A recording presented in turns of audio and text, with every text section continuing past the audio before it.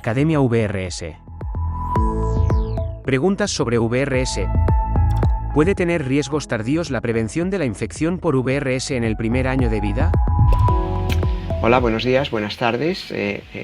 Encantado de estar otro día con ustedes en la Academia del VRS para proporcionar ideas y sugerencias para ver cómo abordamos esta nueva fase de la prevención de la infección por VRS.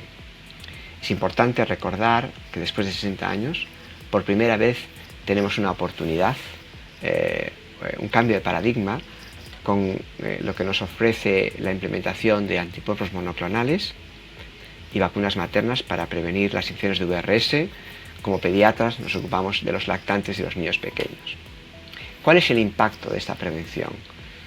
¿Por qué tiene que ser de forma pasiva y no tradicionalmente con vacunas que se administran a los 2, 4, 6 meses? Es importante repasar ese concepto. Estamos hablando de inmunoprofilaxis pasiva, es decir, la administración de anticuerpos preformados al lactante. Esto se debe a que el sistema inmune del lactante es incapaz de generar una respuesta inmune eficaz que permita la producción de anticuerpos eficaz para prevenir esas infecciones. Por tanto, si administramos directamente los anticuerpos, bien maternos a través de la placenta por vacunación materna o bien directamente al lactante, al recién nacido, con anticuerpos monoclonales, estamos administrando inmunoprofilaxis pasiva.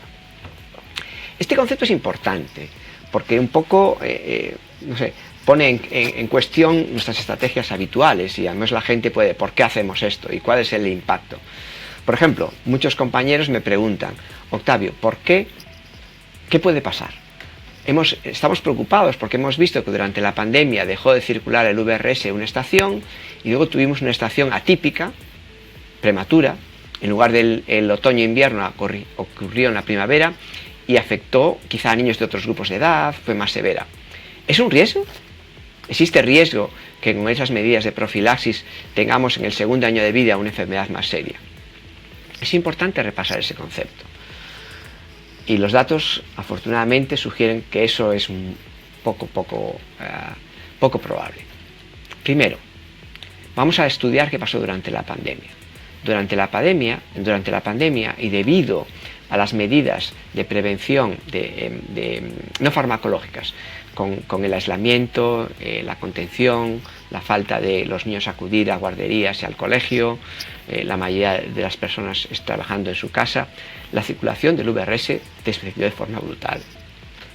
Y es un dato que podemos comprobar en todos los países. El VRS disminuyó de la circulación, desapareció de la circulación. El VRS, el metapneumovirus y la gripe. Esos 3 virus desaparecieron de la circulación. Pero también es importante recordar que hubo otros virus, como el rinovirus o el adenovirus, que no desaparecieron. Los datos publicados en muchos países, recientemente los estudios de Israel, nuestros estudios de CDC y también nuestros estudios en concreto en el hospital donde yo trabajaba en Columbus, Ohio, vimos claramente que el VRS desapareció, pero que el adenovirus y el rinovirus seguían circulando. Esa falta de circulación se asoció a un pico atípico. Se parece esa falta de circulación a lo que vamos a experimentar con la introducción de los anticuerpos monoclonales nuevos de alta duración y la vacuna materna. Yo creo que es muy diferente y es importante ese aspecto porque a medida que implementamos esa forma de prevención, la gente sigue circulando, los niños siguen yendo al colegio, los padres van a su trabajo, es decir, que no es comparable el control de la epidemiología que existió durante la pandemia con lo que vamos a causar durante la administración o con la administración, de anticuerpos monoclonales y vacunas maternas. Y es importante ese matiz. Esa administración, esa población infantil y en los adultos mayores va a causar una caída de la circulación del VRS. No es predecible que eso ocurra, ya que estamos focalizando a un grupo de edad pequeño, los niños y lactantes en el primer año de vida, que bien son importantes ya que tienen mucho virus, pero sus hermanos mayores probablemente sigan adquiriendo las infecciones por VRS menores y menos graves, pero aún con capacidad de transmitir el virus en la comunidad, igual que los adultos sanos. Eso es el primer punto.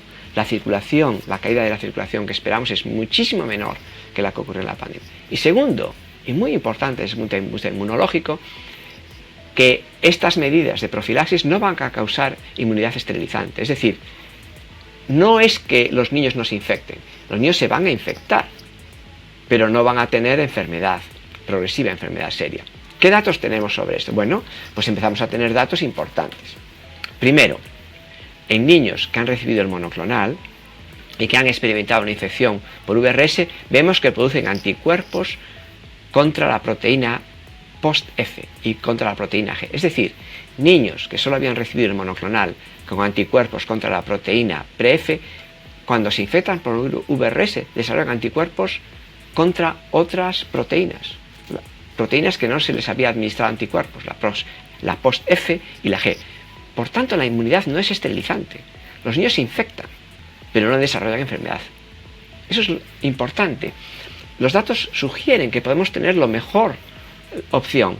Por un lado, una inmunidad no esterilizante, por tanto el sistema inmune ve al virus y ocurre el priming y se desarrolla la inmunidad contra el VRS de forma normal, pero a la vez, como tienen el anticuerpo monoclonal en el sistema, están protegidos y no desarrollan bronquiolitis severa. Es muy importante ese concepto. Estos anticuerpos monoclonales o maternos a través de la vacunación materna, estos anticuerpos pasivos no originan inmunidad esterilizante.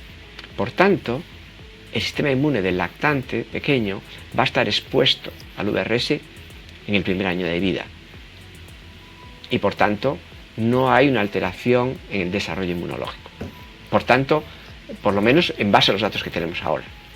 No solo eso, ha habido un seguimiento de los niños en el segundo año de vida, una vez que ha finalizada el tratamiento, la prevención con el monoclonal. Y no hemos visto un aumento de las infecciones respiratorias severas, ni siquiera que aparezcan otros virus. Ya sé que son temas complejos y que quizá he transmitido una información compleja, pero vamos a resumirlo.